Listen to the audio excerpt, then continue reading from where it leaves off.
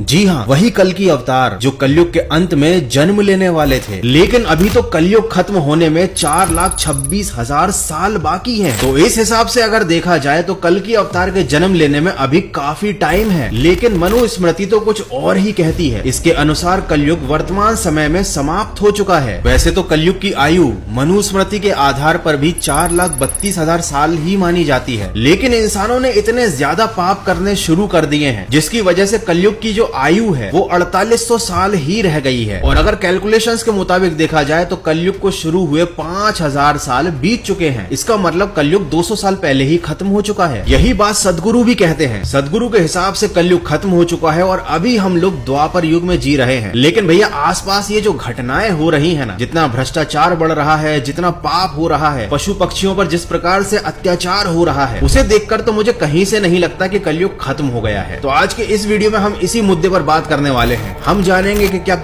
आकर धरती पर किस किस को मारेंगे। तो इसका जवाब है भगवान धरती पर आकर इंसानों का ही खात्मा करेंगे। क्योंकि अब कलयुग में धरती पर कोई राक्षस या कोई शैतान बुराई नहीं फैला रहा है। इंसान ही इंसान का सबसे बड़ा दुश्मन बन चुका है। अब इसी चीज को मैं थोड़ा और नेक्स्ट लेवल पर ले आता हूँ। भगवान इंसानों का खात्मा स्वयं तो करेंगे नहीं। मुझे ऐसा लगता है कि कलयुग में कुछ ऐसा होगा जहाँ पर इंसान के द्वारा किया गया कोई ऐसा आविष्कार जो इंसान से भी ज्यादा समझदार और ताकतवर होगा, वही इंसानों को नष्ट कर देगा। और ऐसी चीज का डेवलपमेंट तो अभी शुरू हो चुका है, जो है आर्टिफिशियल इंटेलिजेंस। आपने बहुत सारी हॉलीवुड मूवीज में ये चीज देखी होगी कि आर्टिफिशियल इंटेलिजेंस को एक समय पर आकर लगने लगता है कि इस धरती को अगर कोई नष्ट कर रहा है तो वो है इंसान। टर्मिनेटर मूवी में भी यही हुआ था। आर्टिफिशियल इंटेलिजेंस इंसानों का खात्मा करना चाहता था। और मुझे ऐसा लगता है कि कलयुग में ये एआई और इससे बने रोबोट्स ही इंसानों को खत्म करेंगे। क्योंकि उनका इंटेलिजेंस समझ जाएगा कि सारी मुसीबत की जड़, सारी बुराइयों की जड़ इंसान ही है। प्रकृति और जानवरों को नुकसान पहुंचाने वाले भी इंसान ही हैं। और जिस दिन आर्टिफिशियल इंटेलिजेंस को ये बात समझ में आ गई कि इंसान की इतनी औकात नहीं है कि ये हम पर राज कर पाए, उस दिन AI will take over the world. यही होगा शायद से इंसानों के इस दुनिया पर साम्राज्य का अंत। जहाँ पर इंसान अपनी बुराइयों की सीमाओं को पार कर चुका होगा, तब उसी का बनाया आविष्कार शायद ईश्वर के अवतार के रूप में इंसानों का सफाया कर देगा। देखो, बहुत से लोग कहेंगे गौरव भाई तुम हमेशा धर्म की बात को विज्ञान से ले जाकर जोड़ देते हो। और मैं मानता हूँ इस बात को कि मैं हमेशा ऐसा करता हूँ, लेकिन ऐसा मैं जानबूझकर नहीं करता। जब भी मैं किसी भी टॉपिक पर स्टडी करता हूँ, रिसर्च करता हूँ, तो सारी बातें घूम फिर कर कंक्लूजन निकलता है कि हर चीज विज्ञान से जुड़ी हुई है। और अब मैं आपको एक ऐसी बात बताने वाला हूँ जिसे सुनकर शायद आपके भी होश उड़ जाए। कलयुग का मतलब क्या होता है? कली का युग। कली क्या है? अगर आप धर्म ग्रंथों के बारे में बात करेंगे तो इसे एक राक्षस बताया गया है। अगर आप कल की अवतार के कल की शब्द का मतलब सर्च करेंगे तो भी आपको इंटरनेट पर कोई खास जानकारी नहीं मिलेगी। लेकिन अगर मैं आपसे कहूँ कि इन दोनों शब्दों का, कलयुग का और कल्कि का, मशीन्स से बहुत गहरा रिलेशन है। देखिए, आपने कल पुर्जा शब्द तो सुना होगा। यहाँ पर पुर्जे का मतलब होता है पार्ट और कल का मतलब होता है मशीन। मशीन या फिर किसी यंत्र को कल कहा जाता है। तो क्या हम ये अंदाजा लगाएं कि कलयुग का मतलब कहीं मशीनी युग से तो नहीं था? कहीं ग्रंथों में मशीन्स को ही राक्षस या कली का नाम तो नहीं दिया गया था? और मे भी हो सकता है कल्कि शब्द का मतलब भी मशीन से ही रिलेटेड हो, क्योंकि इसमें भी कल वर्ड आता है। मे भी कल्कि का मतलब ये हो सकता है मेड ऑफ मशीन्स। खैर, हो सकता है कि ये सारी बातें मेरे मन का फितूर हो। वाकई में कोई कली नाम का राक्षस इस धरती पर हो और कल्कि नाम का कोई अवतार आकर कलयुग में उसका अंत कर दे। लेकिन ग्रंथों में जैसा कलयुग का वर्णन बताया गया है कि पाप बढ़ जाएगा, पाप बढ़ चुका है, बहुत ज्यादा भ्रष्टाचार हो चुका है, हर जगह केवल बेईमानी है। और ये बात आपको भी पता है। कलयुग के बारे में बताया गया था कि नदियां सूख जाएंगी और नदियां सूख रही हैं। हम लोग अभी से ही बोतल का पानी पीने पर या सरकार के द्वारा दिया गया पानी पीने पर ही निर्भर हैं। नदियों का पानी आजकल कहाँ मिलता है और जल्द ही आपको नदियां देखने को भी नहीं मिलेंगी। कलयुग में बताया गया है कि धरती पर पानी की कमी हो जाएगी और इसमें कोई दो राय नहीं है। धरती पर आने वाले समय में पानी की और खाने की दोनों की कमी होने वाली है। ग्रंथों में बताया गया है कि कलयुग में धरती उपजाऊ नहीं रहेगी और इसके बारे में मैंने एक डिटेल में वीडियो बनाया है कि किस तरीके से हमारे द्वारा धरती की मिट्टी का नाश किया जा रहा है। उसकी लिंक मैं डिस्क्रिप्शन में दे दूंगा, यही कहीं दिख रहा होगा आपको। वो वीडियो डिटेल में इस बारे में बताता है। तो क्या आपको नहीं लगता कि कलयुग में जो सारी चीजें होने वाली थी, जो ग्रंथों में बताया गया था, वो सारी चीजें मॉडर्न लाइफस्टाइल से रिलेट करती हैं? तो ऐसा क्यों नहीं हो सकता कि जिस जिस अवतार के बारे में बताया गया हो वो भी मॉडर्न लाइफ से ही रिलेट करता हो। हमारे द्वारा किया गया आविष्कार हमें हमारे ही कर्मों की सजा देगा और यही तो विधि का विधान है। ऐसा ही तो होता है ईश्वर का न्याय कि जब इंसान खुद ही अपने पैरों पर कुल्हाड़ी मारता है। आज नहीं तो आज से 10 या 20 साल बाद आपको इस बात का एहसास होगा कि इंसान ने आर्टिफिशियल इंटेलिजेंस नाम की ये खोज करके अपने आने वाले भविष्य के लिए कितनी बड़ी मुसीबत खड़ी कर ली है। हालांकि हो सकता है आज लोग मेरे इस स्टेटमेंट का मजाक उड़ाएं,